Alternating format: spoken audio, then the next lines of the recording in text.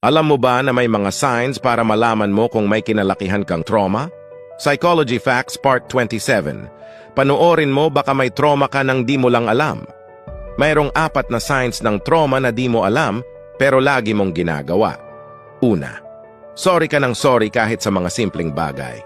Ang paghingi ng sorry pag nagkakamali ay mabuting katangian.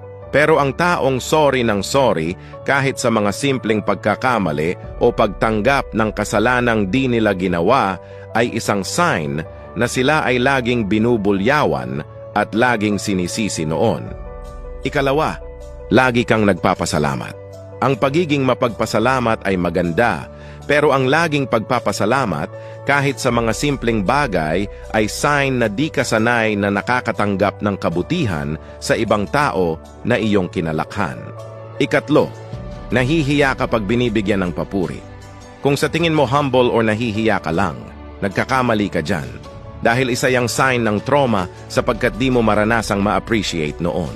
At panghuli, di ka humihingi ng tulong o kaya nahihiya kang humingi ng tulong sa iba. Kung akala mo strong at independent person ka, nagkakamali ka dyan. Isa yang sign ng trauma dahil lagi kang mapag-isa noon at nasanay ka na walang inaasahan.